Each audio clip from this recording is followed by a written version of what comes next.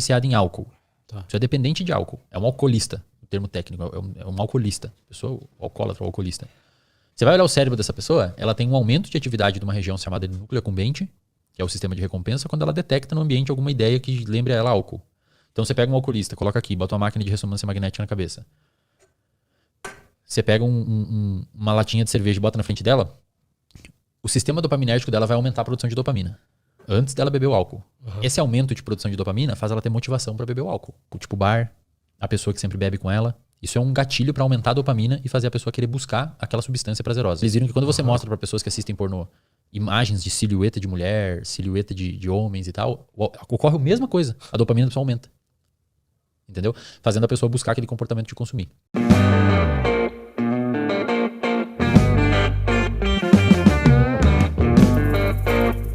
Eu vejo você falando sempre sobre uma coisa que é muito interessante, de que quando uma pessoa, né, que tem essa... Às vezes tem uma predisposição maior a algum vício, por exemplo, cigarro. E você tira isso dela, ela costuma alocar esse vício em algum outro lugar, né? É isso que acontece? Por exemplo, pega o Alcoólicos Anônimos. Uhum. Você pode se viciar no Alcoólicos Anônimos. Sabe? Uhum. Muitas vezes o Alcoólicos Anônimos é a troca do vício. É isso que, cara, isso daqui é um tema muito delicado, Lutz, porque eu temo que as pessoas não vão conseguir entender a forma que eu penso.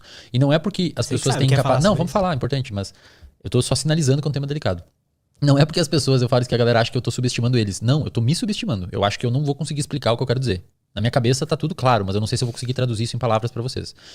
Então peço que você tenha empatia e de entender que quem vos comunica aqui teme não conseguir comunicar de uma forma suficientemente adequada. Mas assim, a palavra vício foi a gente que criou.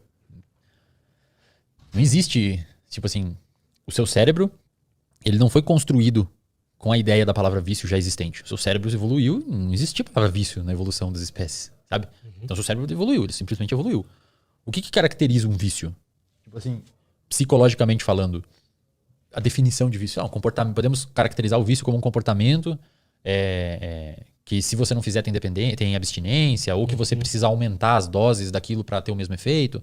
Seja lá a definição de vício, ou é uma coisa que te atrapalha significativamente na sua vida, mas seja lá a definição de vício, do ponto de vista cerebral, estritamente, neurobiológico, teoricamente, você pode se viciar em qualquer coisa. Ou melhor, você pode... Deixa eu tentar reformular. Neurobiologicamente, as áreas do seu cérebro envolvida com o vício, por exemplo, você pega uma pessoa viciada em álcool. Tá. Você é dependente de álcool. É um alcoolista. O termo técnico é um alcoolista. Pessoa alcoólatra ou alcoolista. Você vai olhar o cérebro dessa pessoa, ela tem um aumento de atividade de uma região chamada de núcleo accumbente, que é o sistema de recompensa, quando ela detecta no ambiente alguma ideia que lembre a ela álcool. Então você pega um alcoolista, coloca aqui, bota uma máquina de ressonância magnética na cabeça. Você pega uma latinha de cerveja e bota na frente dela, o sistema dopaminérgico dela vai aumentar a produção de dopamina. Antes dela beber o álcool. Uhum. Esse aumento de produção de dopamina faz ela ter motivação para beber o álcool. Perfeito? Tá. Então ela tem um sistema dopaminérgico desajustado.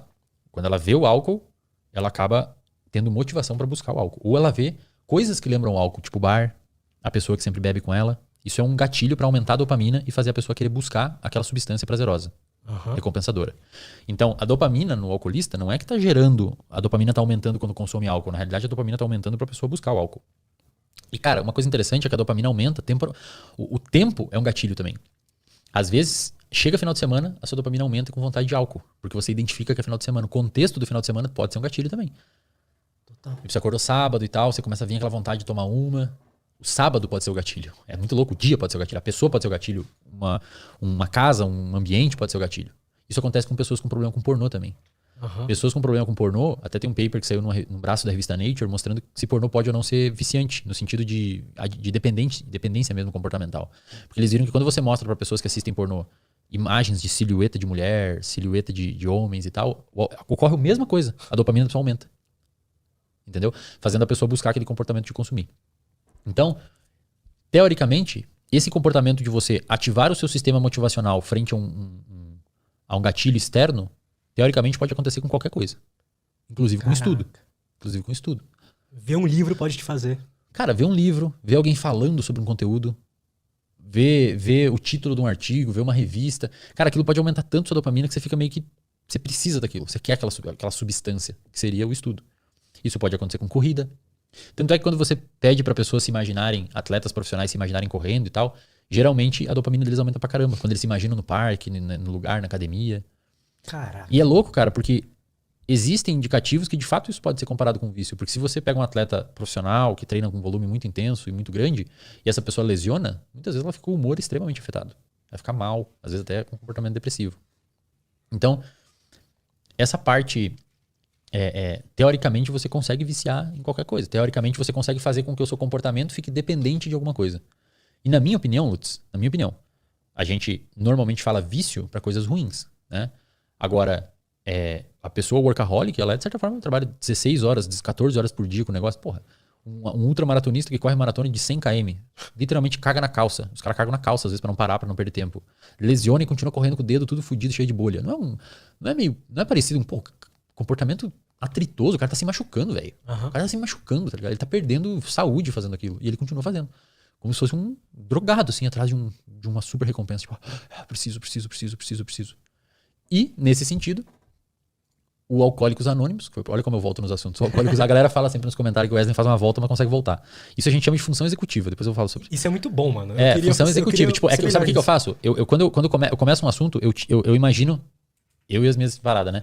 Eu imagino que eu tiro o Alcoólicos... O que eu fiz agora? Eu tirei o Alcoólicos Anônimos e deixei aqui, ó. Aqui, no ar. Você imagina? Eu deixei sim, eu tô vendo aqui no ar. Eu vejo aqui no ar. E eu tô falando com você e tá esse aqui no ar. Aí eu olhei pra ele, eu lembrei dele e eu volto naquele assunto. Isso a gente chama de função executiva. Você consegue organizar suas ideias. É meio esquizofrênico, mas... Entendeu? Tanto é que uma vez eu falei que eu tava... Só pra fechar. O AA, você consegue se viciar no AA, cara. Você consegue se viciar. Você consegue trocar o seu vício do álcool pro Alcoólicos Anônimos. Aí você precisa ir naquilo. Eu preciso estar sempre lá, falando com as pessoas. E em algum momento, o comportamento de ir no AA vai aumentar, vai ser mais recompensador que o álcool. Uhum. E aí você trocou um vício pelo outro. Só que esse vício é bom. Ninguém te enche o saco pra fazer isso. Por exemplo, pega torcedor, velho, fanático pro time de futebol. Os caras não perdem um jogo, meu. Não perdem um jogo. Eles têm que estar lá naquele jogo. Os caras são viciados no time, muitas vezes. Uhum. E o que eu fiz? Na graduação eu fumava, né? Na graduação eu fumava.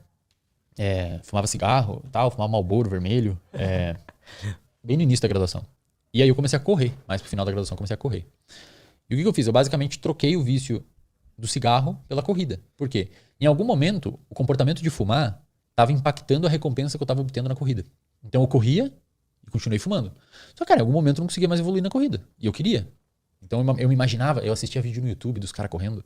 E os caras corriam 5, corriam 10, eu corria 2. Como chama aquele cara lá que você acompanha, um gringo que corre? Nick Bear. Eu vi uns vídeos dele, depois você falou. Muito legal. Nick Bear é muito foda, o cara é muito fodido. Teve um monte de problema com alimento, ele teve um monte de problema mental, velho. Uhum.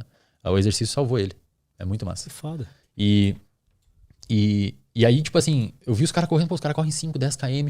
E eu me imaginava correndo em 5, 10 km. Ou seja, a latinha de cerveja pro cara alcoólatra tá lá. E ele se imagina bebendo aquele álcool e ele tá motivado em beber aquele álcool. Esse é o gatilho dele. O meu gatilho era os 10 km.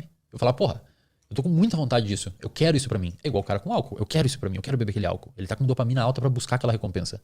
E eu era a mesma coisa, só com corrida. Eu falava, cara, eu quero correr 10 km. Eu quero aquilo pra mim. Eu quero conseguir terminar os 10 km. Eu me imaginava terminando os 10 km. Cara, hoje em dia, às vezes eu corro e me imagino terminando o Ironman que eu quero fazer. Eu me arrepio correndo, cara. Me dá um arrepio, me dá um negócio assim, sabe? É muito foda. Cara, muito louco. Muito assim. louco. É muito louco. Muito foda. E aí eu me imaginava correndo e tal.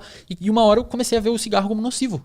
Era nocivo pra mim. Porque você conseguiu linkar que aquilo tava atrapalhando você a passar dos 2 km. Exato. E aí eu comecei a ver o cigarro como uma substância que estava atrapalhando a formação de uma outra recompensa. Então uma recompensa se sobrepôs a outra. É uma recompensa maior, né? Na sensação. Exato. O cigarro ele é mais apelativo no início, porque é uma substância que você bota ali e aumenta a sua dopamina. Se liga em receptores nicotínicos, libera acetilcolina, que aumenta a dopamina. Então é muito mais apelativo. A corrida aumenta a dopamina, aumenta uma série. Você consegue ter um barato induzido por corrida. Óbvio, isso as pessoas têm que começar a entender, Lutz. Você consegue ter baratos induzidos por comportamento. Sabe? Você trabalhar e terminar o dia, fechar a agenda e fez o que devia fazer. Porra, aquilo te dá uma sensação boa. Você sair com a pessoa que você gosta, aquilo te dá uma sensação boa. Você fazer uma benfeitoria, aquilo te dá uma sensação boa. Você correr, te dá uma sensação boa. Você treinar, terminar aquele treino suado, exausto, vai pra casa, toma um whey, aquilo te dá uma sensação boa. Então, você consegue induzir baratos, tipo assim, uma vibe por meio de comportamentos. Inclusive, um dos comportamentos que mais induz barato é o jogo, o comportamento de jogar. Pensa, o jogo é muito fácil viciar em jogo de azar, sabe? E ninguém tá tipo, botando droga na cabeça, entende? O cigarro é uma substância química que você botou. Ele é muito apelativo, você aumentou artificialmente neurotransmissores. A corrida, você dá uma corridinha, aumenta um pouco. Nunca é perto de um cigarro, de uma cocaína, de um álcool. Então, por isso que pessoas que têm esses vícios apelativos dificilmente sentem prazer com esses comportamentos. Porque digamos que o cigarro aumenta 100 dopamina. A corrida aumenta 10. Se você usa cocaína, aumentou 1000 dopamina. A corrida aumenta 10. Olha a diferença, velho. Seu cérebro quer esse, não esse aqui. Mas é porque ele tá desregulado, né? Você tem que começar a educar que esse daqui, esse 10 aqui, é um valor subjetivo. Você pode propositalmente aumentar isso aqui para 20 mil. Entende? Para mim, hoje, a corrida, ela tem um valor maior que muita coisa, cara. Tipo assim, eu não quero sair, eu não saio. Se eu tiver que fazer 20k no outro dia, 10k no outro dia, eu não saio na noite anterior. Ah, mas não sei o que, vai ter cerveja, sei lá o que e tal. Cara, eu até saio, mas eu vou voltar cedo. Eu quero correr. Essa recompensa para mim é a que o meu cérebro quer. Então são prioridades que você vai formulando com o tempo e elas vão engolindo os outros vícios. Tudo que atrapalhar aquilo vai começando a dificultar. E aí você pode chegar num período perigoso, cara. Que é o quê? Você não sai mais com seus amigos. Entende? Tudo é uma faca de 2 gumes. Não existe fórmula. A galera me pede umas fórmulas, a galera me pergunta, Resden, como é que eu faço isso? Como é que eu faço aquilo? Tudo é uma faca de 2 gumes, cara. Tem um momento que você pode recompensar tanto o exercício e a corrida que você deixa de sair com seus amigos, que você não vê mais ninguém, que às vezes você não trabalha, você só pensa naquilo, gasta todo o seu dinheiro com aquilo, você não faz planejamento. Então, a linha entre o saudável e o viciante, seja para comportamentos de substância, seja para comportamentos de trabalho, corrida, etc., ela é muito tênue. Tem que ficar muito de olho. Muito de olho. Então você consegue criar uma dependência em comportamentos também. Total. Alguns comportamentos a sociedade valida e paga para você por aquilo, como por exemplo trabalhar. Alguns não, como por exemplo usar droga.